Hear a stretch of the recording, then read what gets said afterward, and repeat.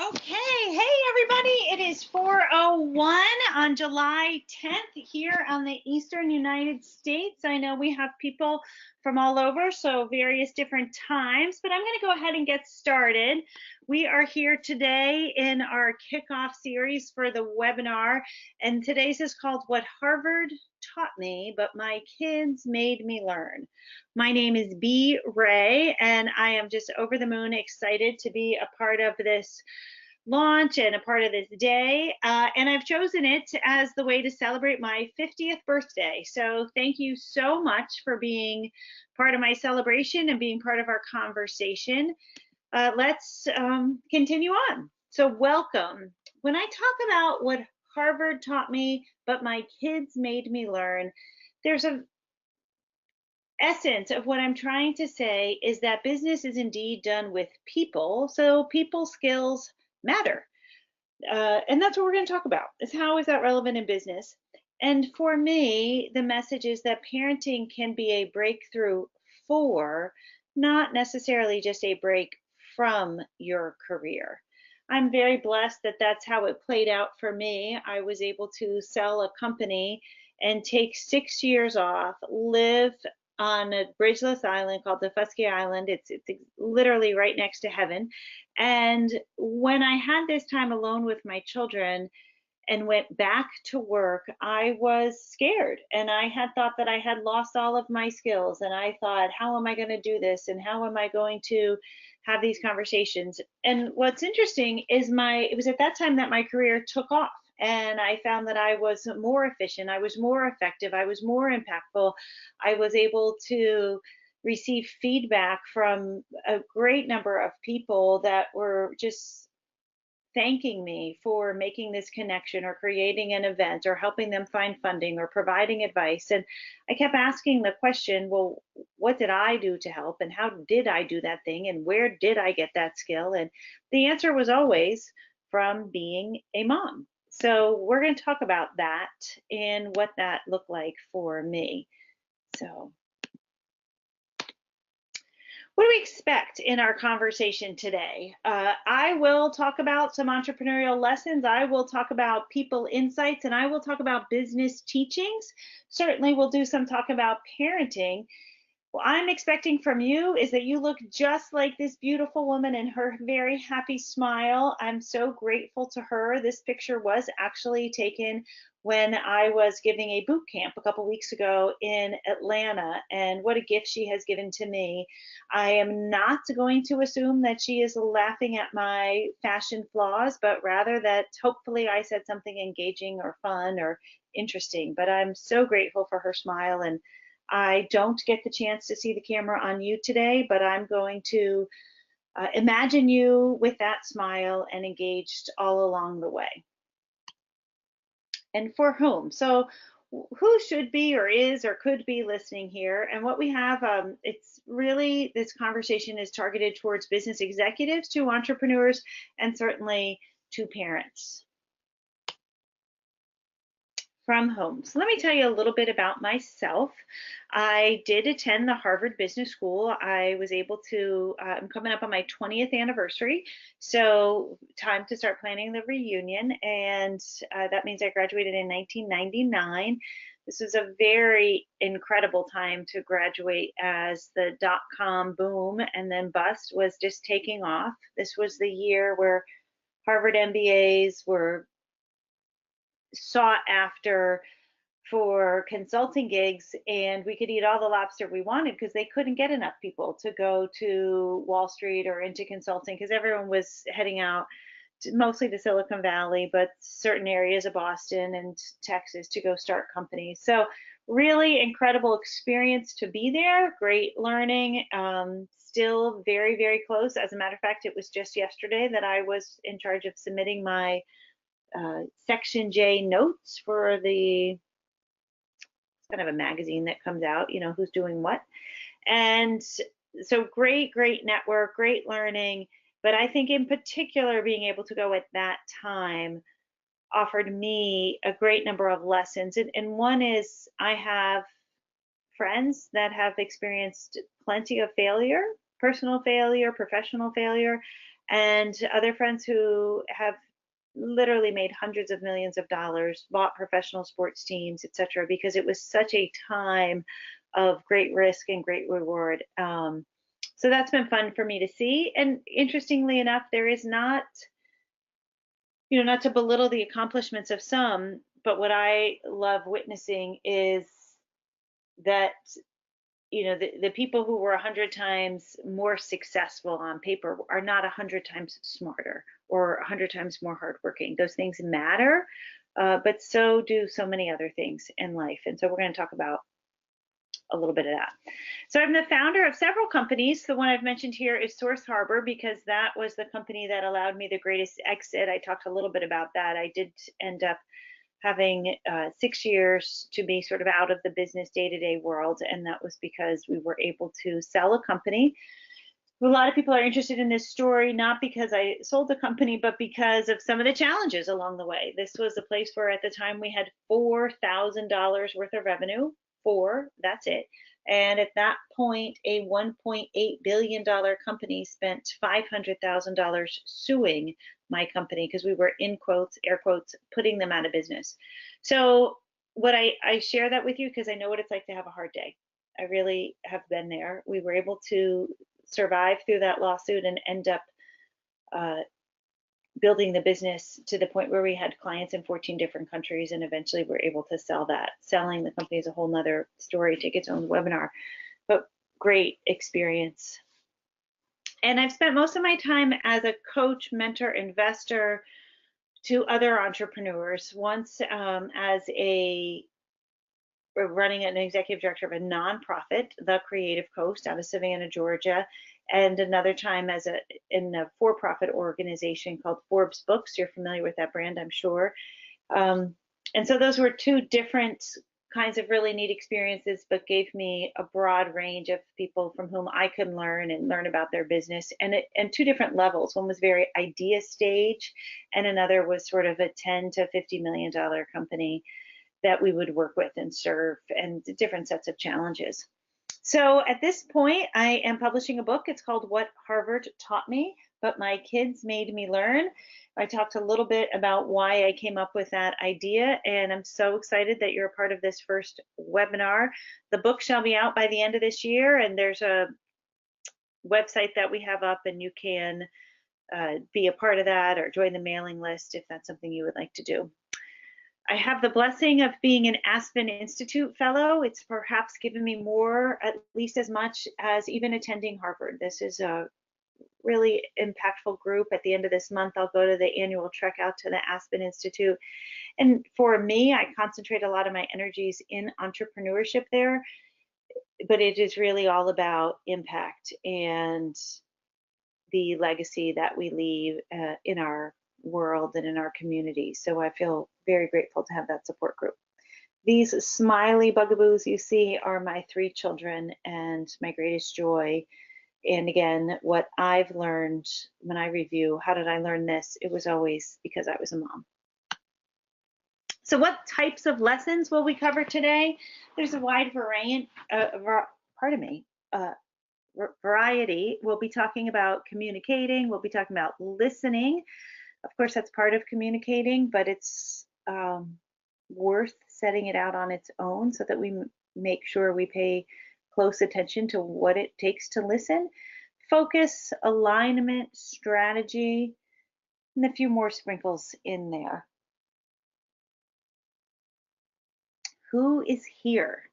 What a thrill it is to me that we are working with quite a number of people. I've already had some incredible feedback from this morning, and how fun to get emails from India, from New Zealand, from Budapest, from various states. And so it's really just a delight to be able to communicate with people and to learn from some of their challenges and questions. And so today we do actually have men and women. We have people that are in their 20-somethings all the way up to their 80s.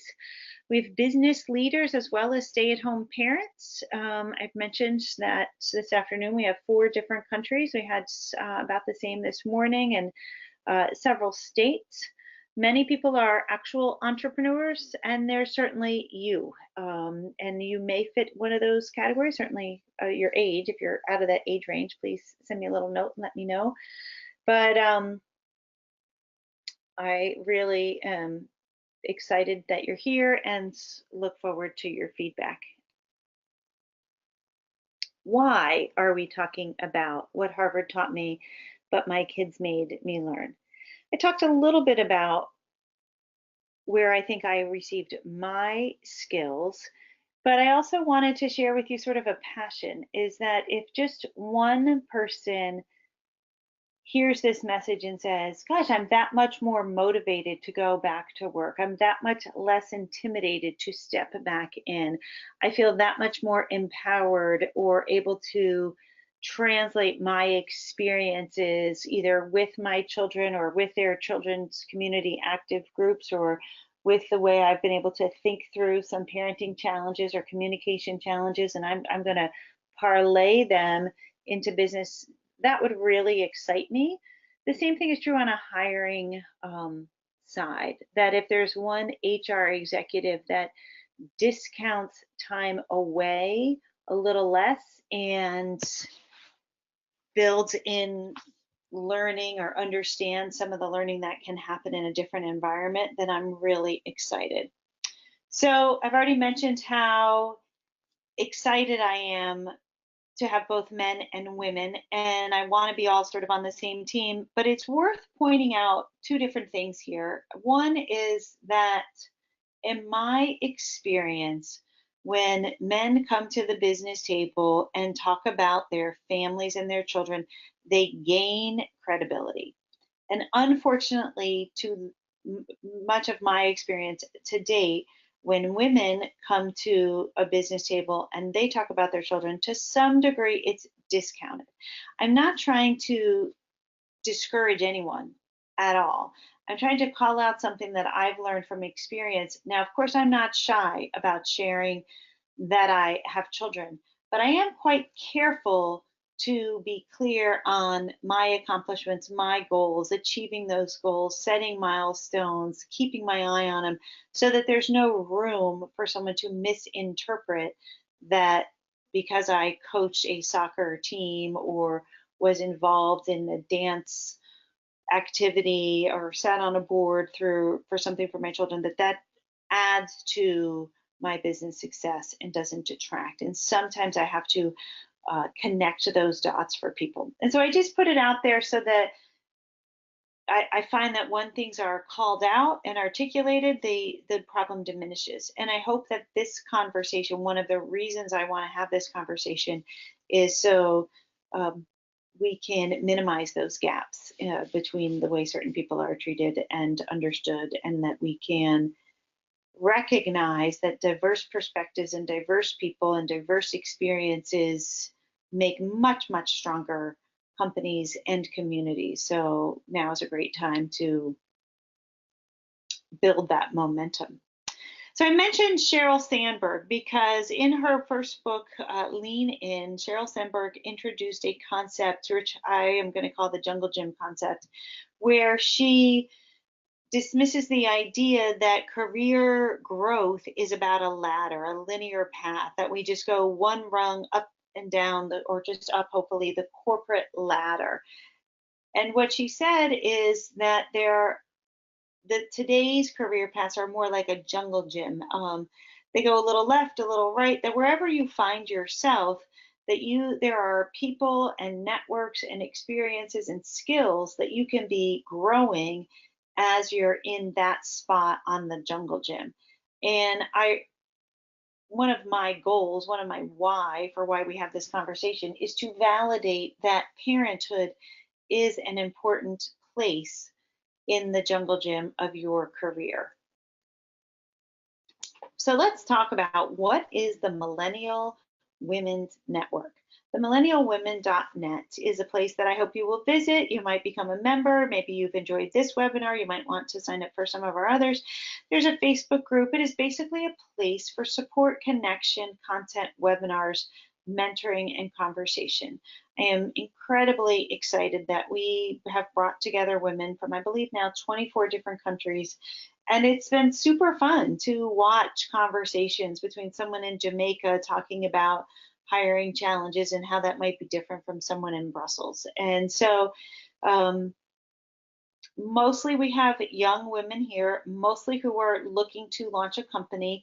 To date, many of them have just ideas that they are, and they're honing skills at a full-time job where they're working for someone else. There are lots of questions about balancing home and family and work. And so we welcome you to be a part of that. And we welcome you as a mentor if you're not defined as a millennial, if that's something you would like to contribute to. But taking this generation that is so large, so powerful, so impactful, so passionate, and being able to contribute and to grow is a joy for me. And so I welcome you to get engaged. So I just talked to you a little bit about where did my skills come from, this idea that they came from parenting. But I want to share with you a kind of funny story, and this picture reminds me. I took on a consulting arrangement to help a fast growing company that was at about $10 million. This was going to be a long-term engagement. I'm still quite connected to the company. And they had set out the goal to be $100 million company. And so there were all sorts of new relationships that had to be tapped. There was different sales channels. There was a new way we were thinking about organizing the company. Mostly it was increasing share of wallet. So we were to add really triple or quadruple the types and number of products while we were increasing the value to get to those high growth rates. Anyway, a big challenge, long-term challenge. And it started kind of quickly, so I kind of left town. My children were staying with my sister at the time. School was just about to get started, and I just took off and went to my first 3 days. It was pretty intense, 12, 14-hour days. And on my way back to connect with my children after the first 3 days, I got to see my daughter, who had a brand new driver's permit. So she was so excited to drive me to our destination for that evening, which was 45 minutes away. And I get in the passenger seat and she gets in the driver's seat. And she's really a go-getter, this one. And she has the car in reverse and then puts it back into park. And then she looks over at me and she says, "So, Mom, you were going to work in this company. They're $10 million. You plan to bring them to $100 million. You've been there for 3 days. Did you get to 11 yet?" And right then I knew that not only are our children and our loved ones the one that teach us so much about people skills and about growth, but they are the ones that set the bar for us. And so how important it is to surround ourselves with people who have high expectations of ourselves, but also accept us where we are and love us. And I hope that you are now smiling like the woman I showed you earlier, that this is a little go-getter I have, or a big go-getter I have living in my house. We did not get to 11 million in the first 3 days, but the company is now at about 38. So I'm real proud to be a part of their success. So let's get started and start to walk through some of these business and entrepreneurial insights. The first that I want to share with you is my very favorite word, and the word is lagniappe. This is a French New Orleans word that not only sounds fun and has a pretty neat spelling, but lagniappe has a really great meaning. Lagniappe is a little something extra. It's about giving a little something extra.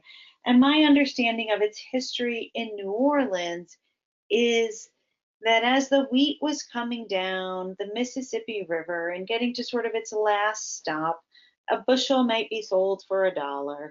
And so was whatever the typical rate was. But there were people who would sell the bushel and then give you a little something extra, hand you a little extra, hand you a little more, give you more. And so that was this bond. This lagniappe was the bond where you thought, well, I want to go back to that person. They're always giving me a little extra. They're always exceeding my expectation.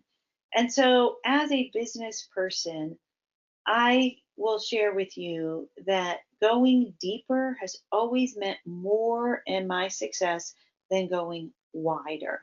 That going a little bit deeper in a conversation, even in an email, making that extra effort to build a relationship, to think of a way to connect with this person, to make the email personal, to study the bio on LinkedIn long enough that I can find a town where maybe we intersected, a company that either I've worked at or someone I know has worked at, a contact that we share, a passion that ignites us both. That those kinds of authenticity, relationship builders, that little bit extra has always paid multiple folds to long-term growth relationships. And so I encourage you to always go that little extra. In my view, it's better to go deeper with the person you already know than to go wider to the next person that you might get to know. Same with customer service. So once you're lucky enough to have a client, I'm sure you've read the studies on how much harder it is to gain a new client than to keep an old one. So we're going to talk more about listening and strategy, and I already mentioned the phrase share of wallet, but building relationships with existing customers is done often through exceeding expectations. Sometimes that means being clear on what expectations are and what you expect to deliver, always under promising and over delivering, which you may not be able to do if you're kind of vague about what one can expect. But if you can go that little extra, that lanyard, I am confident that you'll hold on to those customers longer. The referrals will come in, the relationships will build, the efficiencies and delivery will happen, and that builds great businesses. So, of course, it's no surprise that the same thing is true in our homes. And I really found this lesson as I was able to meet my children where their needs were and go that extra mile. Sometimes it could be as early as, studying spelling words. My children have been able to accomplish a great deal in their academic career so far, but kindergarten and first grade, it wasn't always like that. We had these list of words that they were told they had to spell by the end of the week, and it just didn't happen for them early on. And so we went the little extra mile, and that might have been that I would read them out loud. But what I always found actually was that didn't work. And so we would create these word find games where whatever the word was, we had to turn into something fun because we didn't want it to feel too much like studying in those early days. We would do a word scramble, and we would play with words where you mix up the letters and see if you could spell another word. And so, pardon me, what I found early on was if I could go that little extra mile, now my kids don't even remember that, but they had an advocate in what they were trying to achieve early on, and they knew that learning could become fun. And so that was a chance for us to grow and share that time. And it was really all the beginning of that lanyard. Another important lesson is repeat your story. My father-in-law, on the very day that my daughter was born, told me that parenting is hard, and the most important reason for him was that you never know when you're making a difference. You tell your story, you set your expectation, and then you repeat your story, and you hope that someone hears you. And for him, that was about holding the door open. It was important to him that he raised children, and particularly sons, that would hold the door open at the grocery store and for the next person. And he told me the story literally the day I became a parent. And he said, I did it at age 7 and 8 and 9 and 10. And it wasn't until about 11, 12, and 13 when all of a sudden I just opened my eyes one day and there he was, my son was holding the door open. And I never lost that because I know sometimes I can get frustrated, sounding like a broken record. Am I just telling the same old story again and again and again? And I find that repeating our story is so important to the vision setting. as the leader of a company, as the head of a household, it is our job to set out our vision. What kind of organization are we running? What are the goals that we have this year? Who plays what part in those goals? What are the milestones that we're going to be achieving? And the best way for businesses to, in quotes, repeat that story is to have a basic a cadence for those meetings and a cadence for testing those milestones and an understanding for, what are the rhythms? How often are we meeting together? How often are we measuring? What's a success look like? Are we breaking this milestone down into amounts of effort, how many times we make phone calls, or how many times we get people on the phone? Is it, what kind of are they results? Is it a number, or is it a percentage of success? And those are all part of the vision setting, but the repeating of the story, the revisiting of those goals, the uh, understanding the milestone, and then it's broadcasting, saying, hey, these are what the goals were in the marketing department. Look at how we're performing against those goals. That's really all about repeating our story, and it's not that different than what you find in a household as a parent, that we are the kind of house that sets whatever health goals, exercise goals, nutrition goals, study goals, and repeating the story is a lot about going back to that accountability.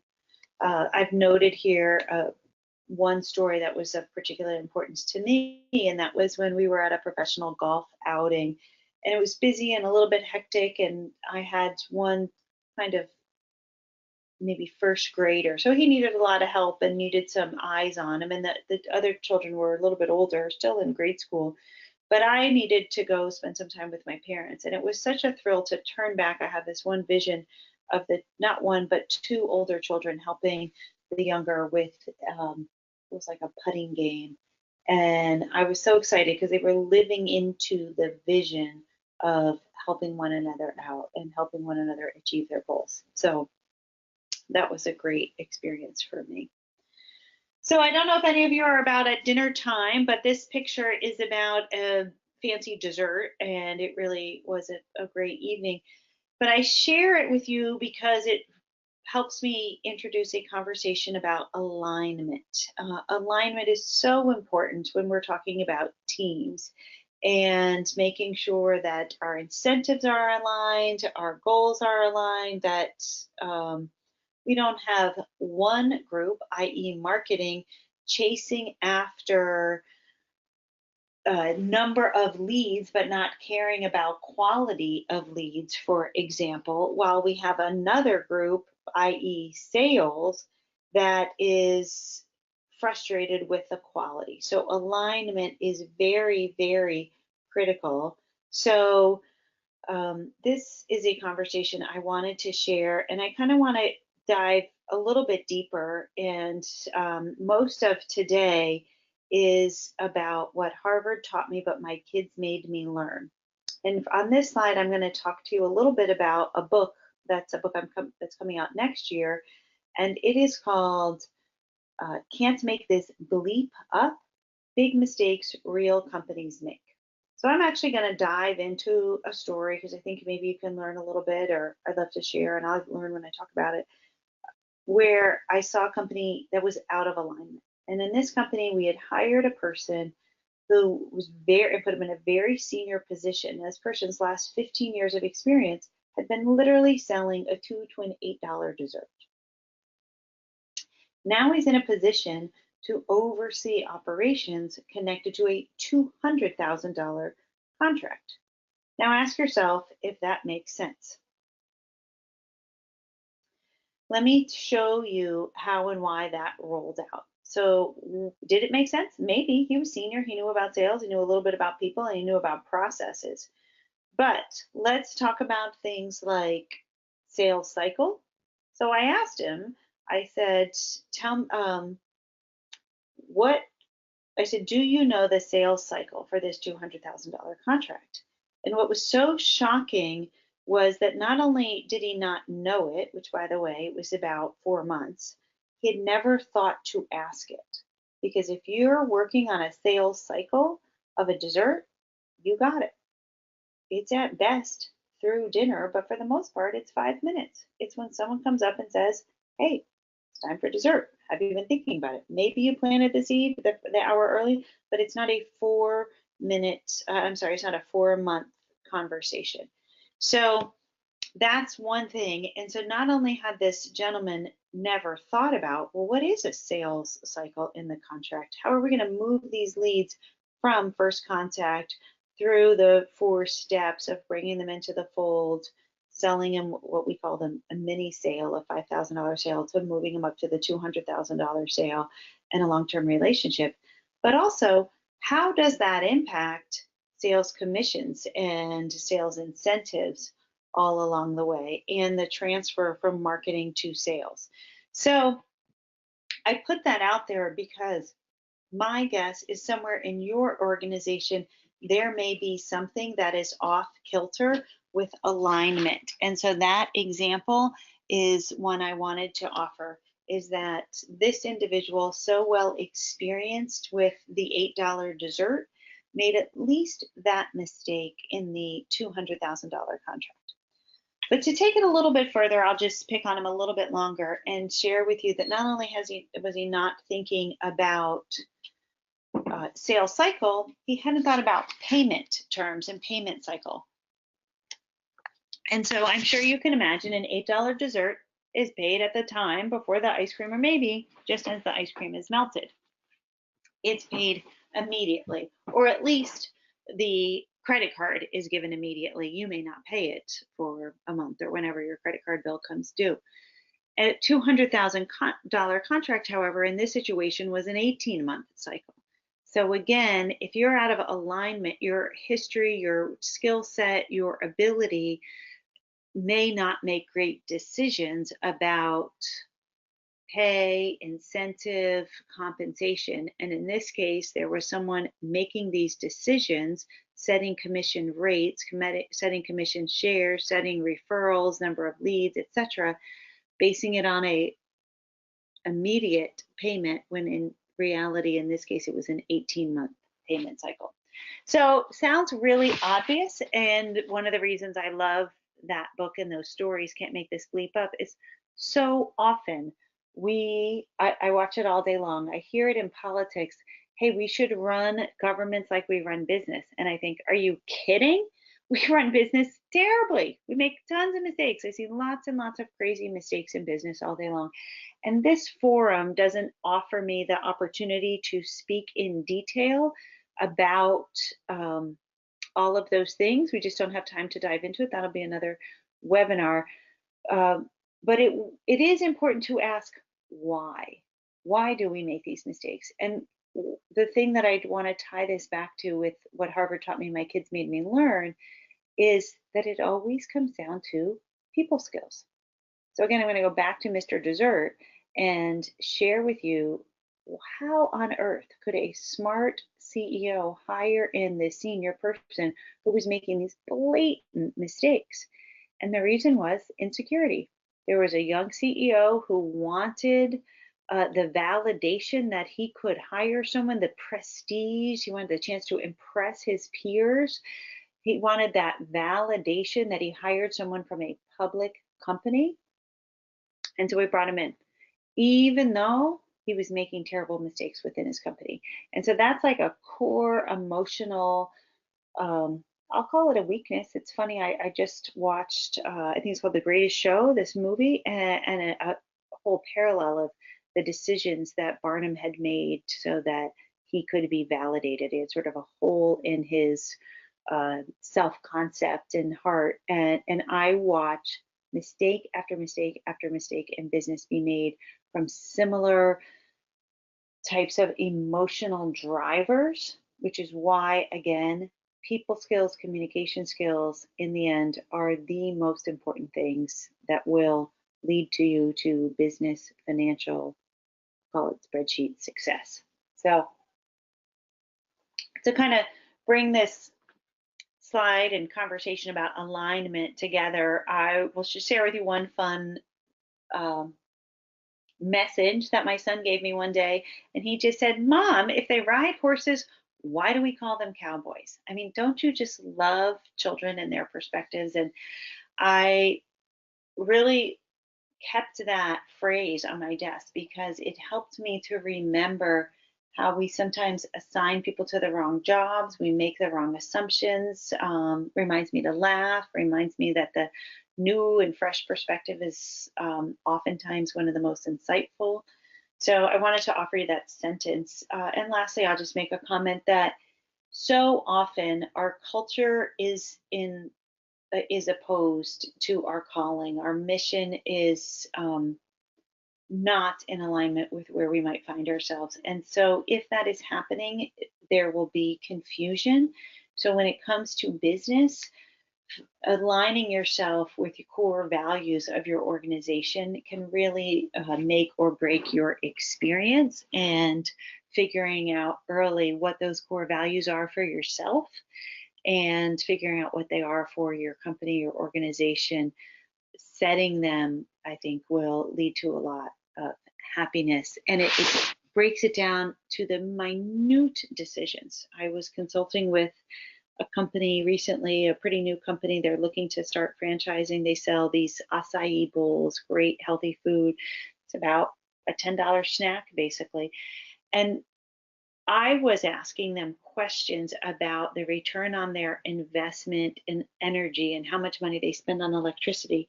And what was so interesting was he said, we're not thinking about the return on the investment of buying the more expensive washer and dishwasher. And he went through some of the equipment he has. He said, for us, it's all about the mission. We think there's one planet, and we live our lives and we sell our products and we engage with people in a way that comes from a place of mission, and we attract employees from that place. We make decisions about our recyclable containers from that place. We put the ingredients in our products and our meals from that place, and that's how we choose our franchise partners. And that was a great lesson kind of coming home for me, how important aligning your culture with your calling so that you can avoid that confusion. Listen twice. We've mentioned that listening, of course, is part of communication and is a really important part. And I call it listening twice. People call it active listening. But it's a reminder that when we think we're listening, there's more listening to do. There's more to hear from your customers. It's not just sending out the survey, it's engaging, it's being welcoming, it's being grateful for the feedback. And of course, it's grateful for the feedback that comes in a form where you don't like what you hear. So I love to tell this one story of one of the best salespeople I ever met. Her name was Carolyn. I've worked with her many years ago. And what was great about Carolyn is she could pause longer than anyone I had ever known. So we were selling an item, and let's say there were sort of 10 selling points or reasons someone would want to buy this thing. But she never bothered to regurgitate and spill out all 10 things. She just listened. And she waited until the person she would speak with would give her the point of pain. Now, even if you're not in sales, maybe you're a manager and you want to motivate an employee. Same thing. You can tell them the 10 great things about your company, the hours, the days off, the benefits, the 401k package, or you could listen to the one thing that matters to that one employee. And then all you have to do is understand that and speak into that, bring life over that thing. And so what was great about Carolyn is the client would ask a question and they'd say something like, well, tell me how much it cost. And she'd wait and wait. And she was beautiful. I think that helped. And she was super charming. She had a darling smile. But what would always happen is the client would then say, because I don't mind paying $10,000, or my budget is $5,000, or for the other company, we paid X amount. And every single time they would get more uncomfortable with silence. And every single time they would offer not just information, but very valuable information. And so I laugh a little bit because one year I went to the Christmas party and I was talking to Carolyn's husband and I was talking about, man, she's had a great year. She is really amazing. And I kind of pulled him aside. I said, have you ever just watched her? I mean, she's so powerful. Like she has this ability to listen. And he said, B, well, she fell off a horse. And so I didn't know that. But Carolyn had actually had something about her that didn't get in the way of a beautiful marriage, didn't get in the way of her being an incredible mother, didn't get in the way of her being incredibly successful. But there was something about this terrible concussion that she had suffered where she just started conversations more slowly. And I share that story partly because it makes me smile, because she was safe and ended up being fine, but because how often is that the case? That our weakness can be our strength, that our problem can become our superpower. And so I just think that that's a part of listening twice, not only because it's specific to Carolyn, but I ask you to listen twice about yourself. What is your superpower? Listen to where you think you have a weakness. In what way is that weakness something great? And in what way can you apply it? So I have another note because if I don't mention sex in the PowerPoint, I might not have the opportunity to sort of, tease, and you always wake people up with the word sex. Just kidding a little bit. But Beaver Cleaver is a show that many people may know and many of you may have forgotten, but one of my favorite scenes from this show is when June Cleaver, the mom, in this sort of 50s environment, well before people talked about things like sex on television, what we would do, what they were doing is they were sitting around the table and Beaver is filling out a form. Beaver is got his pen out and he looks up at his mom and he says, Mom, what's sex? And so June gets a little uncomfortable and she says, well, Beav, we love each other and your father and I love each other and we're committed to each other. And, she gets kind of awkward. She goes on and on and on and she starts dancing around this subject. And finally she says, why do you ask? I call that the listening twice. And he says, well, I'm filling out this form and it says sex, M or F. I hope that makes you smile. It makes me smile every time because I do that. Sometimes I think someone's asking me a question, I jump in with the answer, and it's actually not the question they're asking at all. They're just asking, hey, what's the gender here? So I love that story. When I ran the company Source Harbor, what we sold was software escrow. And before I really brought home these lessons about listen twice, I so often would jump in and sell to someone what we were offering. Neutral party between someone who bought and sold software. We could help a small company get trusted by a larger company because we would hold on to the source code. So I would say, well, what do you do? Software escrow. Oftentimes people would say, well, tell me about that. And I would jump into what that is, not realizing that what they were assuming it was funding for software. They assumed this escrow that we know about sort of from real estate. And so I'm busy jumping on the details of holding on the source code, and they're way over in left field. And so I had to truly listen twice to figure out where they were in their understanding, where their pain points were, before I ever needed to talk about what we did, who we served, how we could help them. So this little image is, of course, one that makes me smile because he's smiling. And this is my precious William. And what I share this with you on the listen twice conversation is I constantly would say to him, oh, William, you are adorable. And he would reply back, I am not the table. And I love that because he was not able to listen twice, or he was not able to hear me give him a compliment. But if I did not pay attention to his tone, his feeling, I would have missed that he was hearing a frustration, or he was hearing not an insult, but a little bit of an insult, as opposed to the compliment that I was trying to offer to him. So I am not a table is one of my favorite child's sayings that they've offered to me. So let's talk about efficiency. There's a couple things I'm just going to throw out here. One is a tool that's called Right Inbox. There are several, but it's the ability to time your email. I'm a huge fan. I constantly time my emails, and I do that for a number of reasons. One is because I don't actually want you replying to me at 2 o'clock in the morning. I often am one of these people who wakes up in the middle of the night. If I can't sleep, I'm going to go get a jump start on the day, and I might pull aside to an hour and just start loading up emails for tomorrow. And that way, if I go to work out or go have a cup of coffee at 8 a.m., I don't care because I've got 40 emails that are timed that are going out to you. I might do it because I'm dealing with someone in another country and I don't want to interrupt you at the wrong time, but I want to have the email timed for when you are showing up at the office. So that's another reason. A third reason is you may be a client, maybe you have a gripe, maybe you have an urgent need, but if I just answer my emails back to you right away, which I like to do because I want to solve it right when it's fresh to me. I've just read what you have to say. I want to give you the answer.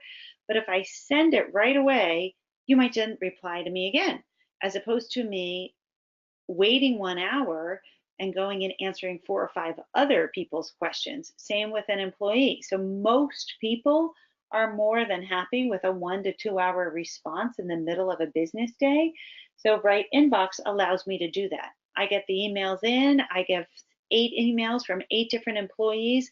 I handle them right away, but I might hit 1 hour reply, 2 hour reply.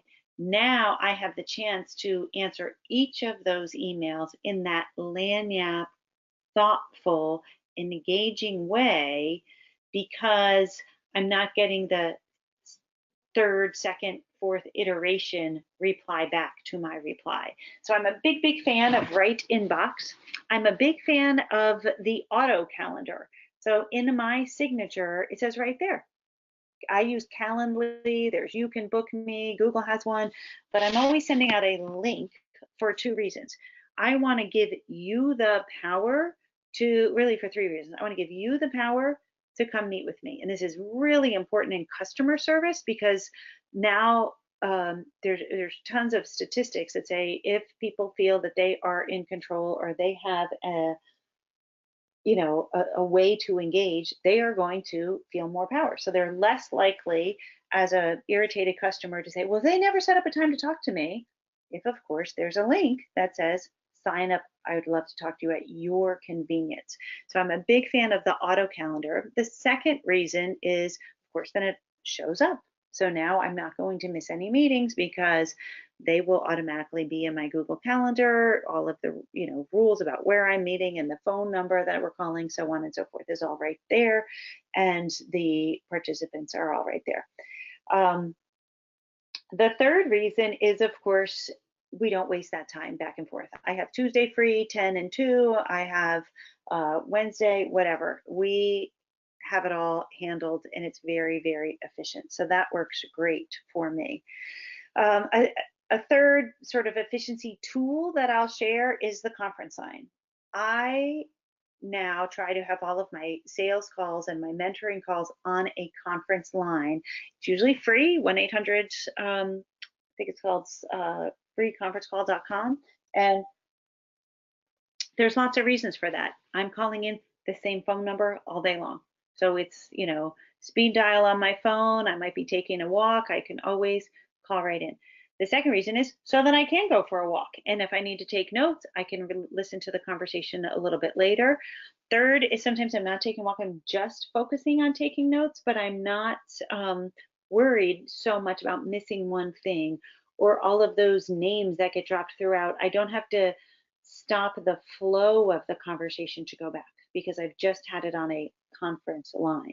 Sometimes it's great because it means you can add another person in really easily. That's a great thing. The only problem, I'll go ahead and warn you, is I've gotten so much into this habit and I have one conference call line that when calls overrun, the next person's calling in on the very same line. Actually, that's sometimes good because it's like, oops, we were done. We set aside 50 minutes. We've already been on the phone for an hour. It's time to move on. But that's just sort of a tweak in that system. So I love this picture because it's hilarious but true. Today, as I told you, is my 50th birthday. And so you may have figured out by now, but at age 50, one has to work not so easy to stay in shape. So I literally have a stationary bicycle at my desk, and I have dumbbells. And so I may be on the phone with you.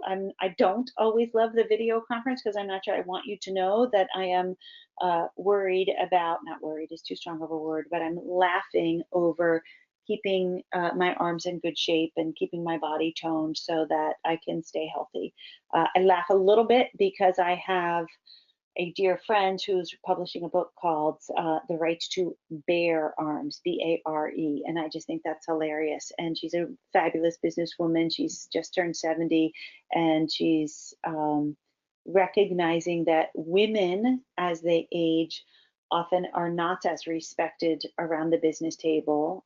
It's a little bit different, as we talked about a gender difference earlier, whereas men with gray hair often are more respected. And so her book is really more about business advice and the wisdom coming from women with more experience, but she uses this funny analogy to talk about sagging arms that we find 50 plus. The 20-minute homework is a place where my children taught me about efficiency. I was feeling very overwhelmed. I had a baby. I had about a kindergartner and about a first or second grader. So I think she's actually second grade. And my daughter had to come home, and her homework said, read aloud 20 minutes. My kindergartner was told, be read to for 20 minutes. I'm thinking there's 40 minutes there. I have to feed the baby. I've got to do some baths. I've got to make dinner and get people to bed. And it felt like, where is the time? How is that going to happen? And I kept thinking 20 minutes, 20 minutes. Let's sit down the daughter to read aloud to the son. That's combined. I literally was able to go have a glass of wine. And that was a lesson that was very poignant to efficiency matters and can make all the difference. One of my favorite lessons is about gratitude. One of my very favorite moments was a Halloween party I was attending. It was my daughter's friends, and it was a great big group. And one of the moms came over to me and said, hey, who are you? You know, or just like, can I meet you? And I was new to the town, and I said, sure, my name is Bea. My daughter's here. I have a son. His name is Robert Ray. And out of the blue, someone comes running over to me, has his phone, he opens it up, he starts fingering through, you know, that your pointer finger and how you slide over with running through your images. And he is so excited that he is scanning all of these pictures. I'm like, what is going on? And why does he know Robert Ray? And what's happening here? So he stops at a picture of a thank you note that my child had written to him after a sports camp. And I love all of my children, and I have thousands of moments where I say, wow, being a mom is the greatest gift. But that was one of my favorite. I tease Robert, whatever car he wants, he's going to get from that moment.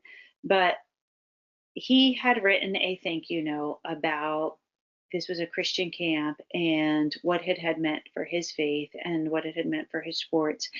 And that gentleman who runs the camp says he rushes out to the mailbox every single day hoping for a check, but never had he received a note like this that he just has to keep in his phone and share with all the employees and some of the campers as they go forward.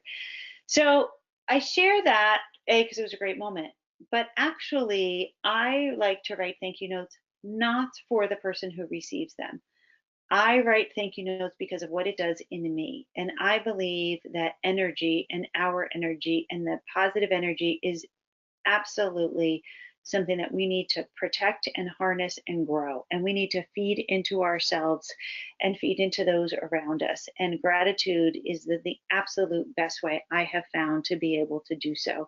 And so it's something that has to be practiced like anything else, whether it's a list of great things, whether it's a list of great accomplishments, whether it's writing a note. And it's a practice that I got into early in my career. And since we're talking about Harvard today, I remember writing in my Harvard essay, one of the 9 things I was asked to write for acceptance, typical day. And I remember that my typical day, I don't remember any of the other, I remember one of the other 9 essays, but most of them I don't remember even the questions.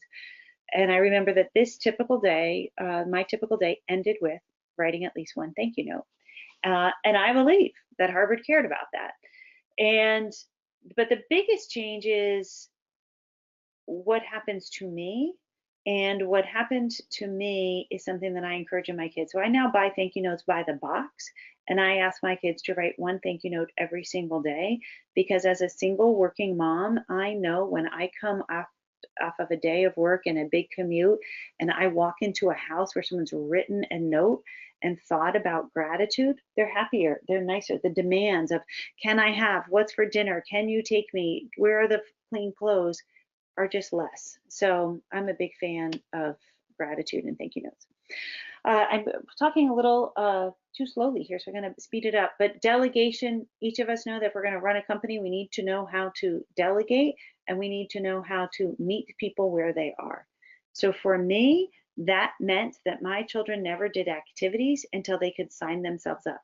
So if you want to do soccer, probably not going to happen at age 3 and 4 in my house, because I'm not sure that you can get on the computer, open it up, write your name and your address. But if you can, then you can sign up. This happened at a moment in time when I'm busy signing, writing all these things, and I look across, I'm on a computer, not doing my work, my head down, writing my kid's name and the address, and they're over there playing a computer game. No, thank you. So today, my kids do all of their school registrations. We get a new doctor, they fill in all of the forms, they do all of the physical, they may ask me a question, Mom, have I had blah, blah, blah vaccine? I'm going to answer that, but they do the typing. They are capable of doing that. So now is where I get to brag. One of my great parenting opportunities was when I was able to take my 3 children and my niece to Australia. This was something that we did not because we're wealthy, but because we stopped paying rent, stopped paying electricity, and stopped paying the cable for 4 months. And what that allowed us to do was to fund a trip for 3. I thought, oh, we're going to sit at Bondi Beach and relax. No, no, no. That ambitious daughter I told you about had found 32 waterfalls, cliff jumps, hikes that she wanted to go to. She said, Mom, it's the other side of the earth. When are we going to get there? Here's what we're going to go see. Now I couldn't manage that, and I didn't want to. So I said, here's the budget. Here's my Airbnb account. Go make it work. And she and her brothers did. And I did not make one of those reservations. They took me on 6 different flights. They loaded the cars. We went on a 25-hour train route, and we literally covered a solid half of that country. It's a pretty big country, but that happened through delegation, meeting her where she was. She couldn't be in charge of funding the whole trip, but she could be in charge of planning all of the accommodations. Strategic thinking matters. So up until now, we've really talked about tactical things. But strategy matters too. And this guy in the middle is my Robert. He was the tallest kid on the team. And so he offered to his teammates in basketball the chance to take the outside shot. And they would take the outside shot and never think anything about it, because whether it's a 3-pointer or a 2-pointer and they missed, didn't matter. Robert was right under the boards, grabbed it, put it up, 2 points. But guess what? Robert didn't have an outside shot. So we had to work through a strategy where he could learn taking the outside shot so that he could build up that skill, even though his was a risk, because no one was under the boards to help him learn how to take that risk.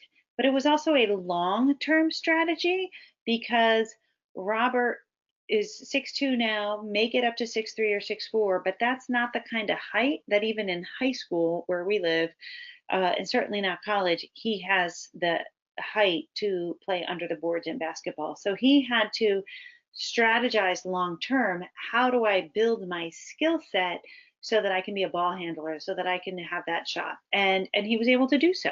And that has helped me articulate different changes I've had in companies.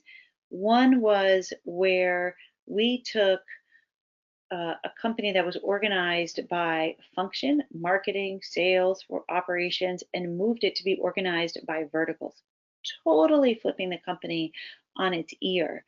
And one person whose job was not going to change at all, pardon me, name was Jen. And I said to her, I said, Jen, you are the most important person in this transition. And she said, how is that possible? But she was my Robert. She ran operations, but had been in marketing. She was running operations, but had once done sales. And I said, where we're all transitioning, you can play all these different positions. You're allowing us to take the outside shot of the risk because you can catch the rebound. And that was a great opportunity that led to a lot of success. Of course, you've heard that focus matters. You know that the riches are in the niches, and this really, really, really matters. And it matters more today than it ever has before because individuals are publishing houses now. Individuals are media houses. So we've never had the barriers down for people to communicate. So it's all these masses of people that are sort of boiling the ocean and trying to get in front of millions of people. I say forget it. Decide who is your group and figure out what 10 people are going to pay you $100,000. Now, you're probably not going to find just 10 and get 100% success, but if you can hone your message to the top 200 or maybe 1,000, I guarantee you can reach that top 4% of companies that makes it to $1 million. That's all it is. 4% of American companies make $1 million. It's a very small percentage because we have so many tens of thousands of companies that hover in the $800,000 range. And so the riches are in the niches. If you can be the expert, the hero in this small area, you will see great success. And then you can rinse and repeat. Then you can grow. Then you can broaden out. I love this picture because we started this soccer season losing 8-0. And I literally had to put my sunglasses down because I'm crying on the sidelines. These adorable smiley kids didn't care, but I just was so sad that I hadn't actually understood all the rules, and the goals that we shot from half court didn't count or whatever it was because we'd gotten the rule book that morning. And we had a long way to go in that season. And we were not as skilled. So what we did is we started to mark places on the field and say, score from this spot, score from this spot, score from this spot. And we focus on that. And each child gained confidence and each child knew where they could succeed. And then they grew, and then they could score from another spot, and then they could score while running, and then they could pass from that spot. And so that focus really was a great help for us. So we are already at 5:03 in this town, and I'm so grateful for the chance to be here. I do have some questions that have come up, so I'm going to keep going. I'm so thankful that you've all been a part of this, and if you have any questions, I hope you've figured out how you can make a note. My dashboard just has questions and names and people pop up. So how about I go through a couple of these? Nancy from New York asks a quick question. How do you make sure you improve your mother skills? As far as I know, there are no trainings for that. Oh, goodness. I don't know, Nancy, and I'm not sure that I do improve. I might have to have my children come in. But I'll tell you the thing that I think I do that is most important, and that is to apologize. I read one time that so few children ever hear their parents apologize. And I apologize for my parenting often, partly because I make a lot of mistakes. Interesting, I told some entrepreneurs recently, I'm writing a book, what Harvard taught me, but my kids made me learn. And the first thing they said was, boy, they sure teach you about failure, huh? They sure teach you about how you never know what you're doing is right. And so I thought, I don't want this to be discouraging or necessarily all about failure, but what I do want to say is parenting is hard. Business is hard. Entrepreneurship is hard, but we make mistakes. And I believe one of the things that I have done best is to circle back and say, when I said this, I should have used a different tone. When I was mad that X didn't happen, I realize now I could have given you more instruction along the way. And so I don't know, Nancy and others, how you necessarily improve your mothering skills, but I think it's like anything, it's practice. it's admitting fault, but it's also forgiving ourselves. You know, for as great as we want to treat our employees and our customers and our family members, it may be okay to uh, love on ourselves a little bit too. So I'm going to go with one more. Carla from Texas. Hey, B, thank you for the presentation. It was really inspiring. I'm 28 and I'm a marketing manager in a small company, and I'm afraid that after having kids, it'll be more difficult to stay on top of everything in my field. Oh, I'm so excited about this question. As I'll have less time to train myself, read articles, etc. What's your experience with keeping yourself up to date? So thank you very much for that, Carla. I love, love, love that. First of all, I want to make a point that I thought about earlier but didn't actually make. As I said, I think that a break, parenting can be a break from your career, can be a breakthrough, not just a break from your career. One thing I think really that's very important is that change happens so fast in the marketing, how marketing happens. And marketing is totally flipped upside down, in my opinion, in the last couple years, where it went from you're supposed to boil the ocean, you're supposed to get in front of as many people as possible, to I actually believe in much more, way more targeted marketing, and always having specific steps. Like, I think there should be at least 4 steps to marketing and bringing in leads. This is not the way marketing was done years ago. So my philosophy on that is this is changing every 3 to 6 months. So if you take 3 years off, that does not mean that you're that much more behind someone who took 3 months off. You're all just 3 months off because there has to be new learning. So the biggest thing I want to say, Carla, is don't freak out about learning everything, but just be more quick to learn the most recent stuff. And even better, be ahead. Think about where things are going, not what did I miss a year ago? What did I miss 2 years ago? Because guess what? It doesn't actually matter. And let me give you a couple quick suggestions, or one comment is this webinar. My daughter says to me, Mom, webinar sounds so 90s. Well, you know what? She's right. The next one I think we're going to call live streaming, even though we are using technology called GoToWebinar. But guess what? I was busy catching up with yesterday, not thinking about tomorrow. And while I'm at it, I still put 2 spaces after a period. Guess what? I looked that up. Nothing says over 40 like 2 spaces after a period. There's only 1 space after a period, and I'm an author.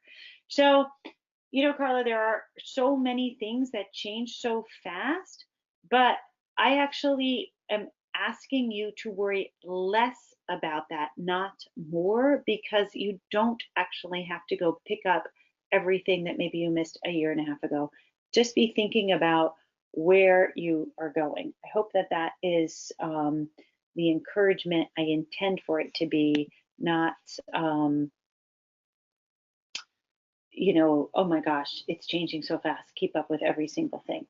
So we're actually 10 whole minutes over, so I am going to end there. My email address is on the screen, bea@bray.com. I really do hope that you come and sign up for the email list. That would make me very happy. If I didn't get to your question, please go ahead and email that to me. Thank you for making my birthday so special and being amazing. I am literally filled with gratitude. Hope y'all have a wonderful day. Bye for now.